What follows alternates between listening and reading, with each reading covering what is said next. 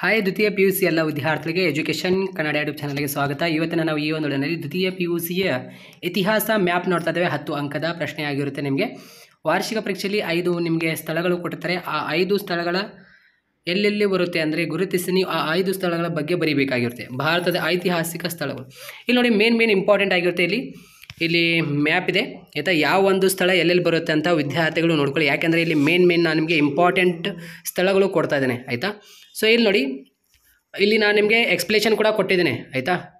ಅದೇ ರೀತಿ ಇಲ್ಲಿ ನೋಡಿ, ಇಲ್ಲಿ ತಕ್ಷಶಿಲ ಇಲ್ಲಿ ಬರುತ್ತೆ ಸ್ನೇಹಿತರೆ. ಎಲ್ಲಿ ಬರುತ್ತೆ? ತಕ್ಷಶಿಲ. ಇದು ವೆರಿ ಇಂಪಾರ್ಟೆಂಟ್ ಆಗಿರುತ್ತೆ. ತಕ್ಷಶಿಲ ಇದು ಇಲ್ಲಿ ಬರುತ್ತೆ. ಇಲ್ಲಿ ನೋಡಿ. ಸೊ ಸಾಕಷ್ಟು ವಿದ್ಯಾರ್ಥಿಗಳು ಏನು ಮಾಡ್ತಾರೆ ಅಂದರೆ, ಇವಾಗ ತಕ್ಷಶಿಲ ಅಂತ ಇಲ್ಲಿ ಹಾಕಿ ಇಲ್ಲೇ ಬರೆದು ಬಿಡ್ತಾರೆ. ಇದು ರಾಂಗ್ ಆಗಿರುತ್ತೆ. ಇಲ್ಲಿ ನಾನು ನಿಮಗೆ ಗೊತ್ತಾಗಬೇಕಂತ ಇಲ್ಲಿ ಟಿಕ್ ಹಾಕಿ ಅಲ್ಲೇ ಬರ್ದೇನೆ ಆಯಿತಾ. ಇವಾಗ ಇಲ್ಲಿ ಟಿಕ್ ಹಾಕಬೇಕು ನೀವು ತಕ್ಷಶಿಲ ಅಂತ. ಅದಕ್ಕೆ ಆಪ್ಷನ್ ಎ ಅಂತ ಕೊಟ್ಟು ಇಲ್ಲಿ ಕೆಳಗಡೆ ಆಯಿತಾ, ನಿಮ್ಮ ಆನ್ಸರ್ ಶೀಟ್ ಕೆಳಗಡೆ ಆಯಿತಾ, ನೆಕ್ಸ್ಟ್ ಪೇಜ್ನಲ್ಲಿ ಇಲ್ಲಿ ನೀವು ಆನ್ಸರ್ ಬರೀಬೇಕಾಗುತ್ತೆ. ಇಲ್ಲಾಂದರೆ ಇಲ್ಲಿ ಆನ್ಸರ್ ಶೀಟ್ನಲ್ಲಿ ತಕ್ಷಶಿಲ ಅಂತ ಬರೀಬೇಕಾಗುತ್ತೆ. ಇಲ್ಲಾಂದರೆ ಇಲ್ಲಿ ಕೆಳಗಡೆ ಇಲ್ಲಿ ನೋಡಿ, ಇಲ್ಲಿ ಕೆಳಗಡೆ ಮ್ಯಾಪ್ ಕೆಳಗಡೆ ನಿಮಗೆ ಇಷ್ಟು ಖಾಲಿ ಜಾಗ ಇರುತ್ತಲ್ಲ, ಇಲ್ಲಿ ಅದಕ್ಕೆ ಆಪ್ಷನ್ ಎ ಅಂತ ಏನು ಕೊಟ್ಟಿರ್ತಾರಲ್ಲ ಅಲ್ಲಿ ಮೇಲ್ಗಡೆ ಇಲ್ಲಿ ತಕ್ಷಶಿಲ ಅಂತ ಇಲ್ಲಿ ಬರೀಬೇಕು ಆಯಿತಾ. ಇಲ್ಲಿ ಡೈರೆಕ್ಟಾಗಿ ಇಲ್ಲೇ ಹೆಸರು ಬರೆಯೋಕ್ಕೆ ಹೋಗ್ಬೇಡ್ರಿ ಆಯಿತಾ. ಇಲ್ಲಿ ಇಂಗ್ಲೀಷ್ ವರ್ಷನ್ ಎಲ್ಲ ವಿದ್ಯಾರ್ಥಿಗಳು ಕೂಡ ಎಕ್ಸ್ಪ್ಲೇಷನ್ ಇದೆ. ಇಲ್ಲಿ ಇವಾಗ ತಕ್ಷಶಿಲ ತಕ್ಷಶಿಲ ಎಲ್ಲಿ ಬರುತ್ತೆ? ಇಲ್ಲಿ ಬರುತ್ತೆ ತಕ್ಷಶಿಲೆ ಆಯಿತಾ. ತಕ್ಷಶಿಲೆ ಇಲ್ಲಿ ಬರುತ್ತಲ್ಲ, ಅಲ್ಲಿ ಟಿಕ್ ಹಾಕಿ ಅದ್ರ ಬಗ್ಗೆ ಬರಿಬೇಕಲ್ಲ. ಇವಾಗ ನಿಮಗೆ 1 ಮಾರ್ಕ್ಸ್ ಬಂತು ಇವಾಗ ಆಯಿತಾ, ಅದ್ರ ಬಗ್ಗೆ ಬರಿಬೇಕು. ಇವಾಗ ಇದು ಪಾಕಿಸ್ತಾನದಲ್ಲಿದೆ. ಇದು ಗಾಂಧಾರ ಪ್ರಾಂತ್ಯದ ರಾಜಧಾನಿಯಾಗಿತ್ತು. ತಕ್ಷಶಿಲಾ ವಿಶ್ವವಿದ್ಯಾಲಯವು ಪ್ರಾಚೀನ ಭಾರತದಲ್ಲಿ ಪ್ರಮುಖ ವಿದ್ಯಾಕೇಂದ್ರವಾಗಿತ್ತು ಅಂತ ಇಷ್ಟೇ ಬರಿಬೇಕು.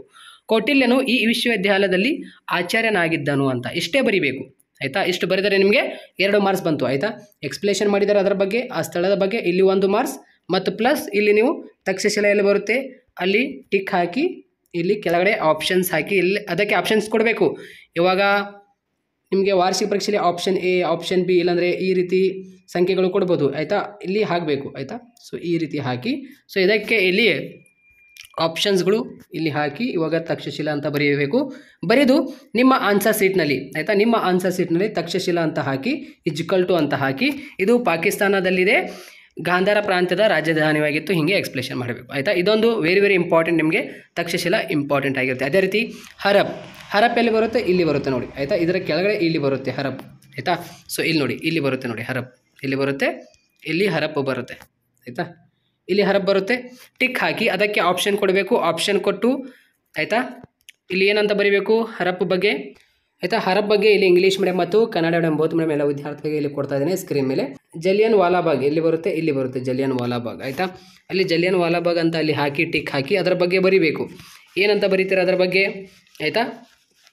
ಇಲ್ಲಿದೆ ನೋಡಿ ಸ್ನೇಹಿತರೆ, ಜಲಿಯನ್ ವಾಲಾಬಾಗ್ ಅಂದ ತಕ್ಷಣ ಅದರ ಬಗ್ಗೆ ಏನು ಬರೀತೀರಾ? ಇದು ಪಂಜಾಬಿನ ಅಮೃತಸರದಲ್ಲಿದೆ. ರೌಲತ್ ಕಾಯ್ದೆಯ ವಿರುದ್ಧ ಪ್ರತಿಭಟಿಸಿದ ಜನರನ್ನು ಡಯರ್ ಎಂಬುದು 1919ರಲ್ಲಿ ಕೊಲೆಗೈದನು ಅಂತ. ಇದಕ್ಕೆ ಆನ್ಸರ್ ಇಲ್ಲಿ ಹೀಗೆ ಎಕ್ಸ್ಪ್ಲೇಷನ್ ಮಾಡಬೇಕು ನೀವು. ಅದೇ ರೀತಿ ದಂಡಿ, ಇವಾಗ ಈ ದಂಡಿ ಎಲ್ಲಿ ಬರುತ್ತೆ? ಇಲ್ಲಿ ಬರುತ್ತೆ ನೋಡಿ ದಂಡಿ ಆಯಿತಾ. ಇಲ್ಲಿ ದಂಡಿ ಬರುತ್ತೆ ಆಯಿತಾ, ಇಲ್ಲಿ ದಂಡಿ ಬರುತ್ತೆ, ಅದಕ್ಕೆ ಆಪ್ಷನ್ ಕೊಡಬೇಕು.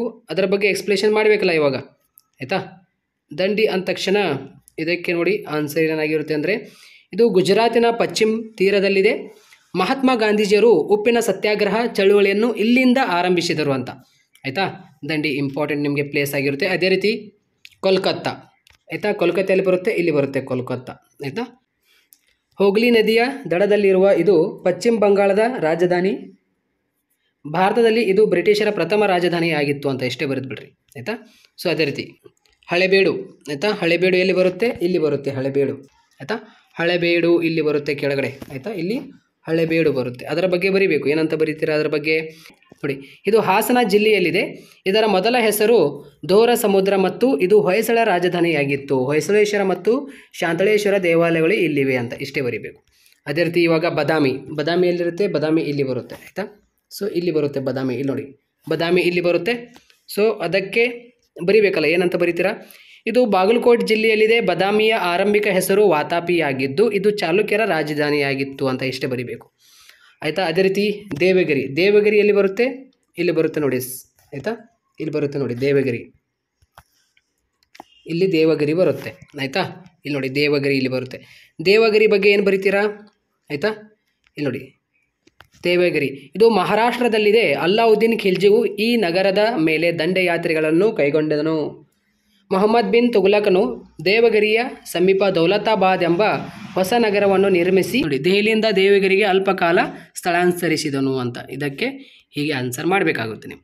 ಅದೇ ರೀತಿ ಇವಾಗ ಕಂಚಿ ಆಯಿತಾ, ಕಂಚಿಯಲ್ಲಿ ಬರುತ್ತೆ, ಇಲ್ಲಿ ಬರುತ್ತೆ ಕಂಚಿ ಆಯಿತಾ. ಕಂಚಿಗೆ ನೀವು ಆನ್ಸರ್ ಏನು ಬರೀಬೇಕು ಆಯಿತಾ.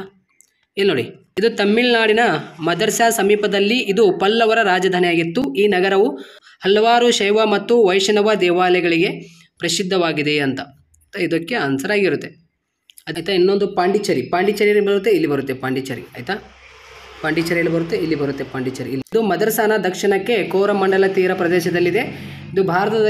ಇದು ಭಾರತದಲ್ಲಿ ಫ್ರೆಂಚರ ರಾಜಧಾನಿಯಾಗಿದೆ ಅಂತ. ಇಷ್ಟು ಬರಿಬೇಕಾಗಿರುತ್ತೆ ಆಯಿತಾ. ಪಾಟಲಿಪುತ್ರ ಎಲ್ಲಿ ಬರುತ್ತೆ ಆಯಿತಾ, ಪಾಟಲಿಪುತ್ರ. ಸೊ ಇದಕ್ಕೆ ಪಾಟಲಿಪುತ್ರ ಏನು ಬರ್ತೀರಾ, ಗಂಗಾ ನದಿಯ ದಡದಲ್ಲಿ ಇರುವ ಇದು ಪ್ರಸ್ತುತ ಪಟನಾ ಎಂದು ಕರೆಯಲ್ಪಟ್ಟಿರುವ ಬಿಹಾರ ರಾಜ್ಯದ ರಾಜಧಾನಿಯಾಗಿದೆ. ಇದು ಮಗಧರ ಸಾಮ್ರಾಜ್ಯದ ಮೌರ್ಯ ಮತ್ತು ಗುಪ್ತರ ರಾಜಧಾನಿಯಾಗಿದೆ ಅಂತ. ಸೊ ಎಲ್ಲ ವಿದ್ಯಾರ್ಥಿಗಳು ಗೊತ್ತಾಯ್ತಾ, ಈ ಒಂದು ಪ್ರಶ್ನೆಗೆ ಈ ರೀತಿಯಲ್ಲಿ ನೀವು ಆನ್ಸರ್ ಮಾಡಬೇಕಾಗಿರುತ್ತೆ. ಸೊ ಎಲ್ಲ ವಿದ್ಯಾರ್ಥಿಗಳಿಗೆ ಈ ಒಂದು ಶೇರ್ ಮಾಡಿ.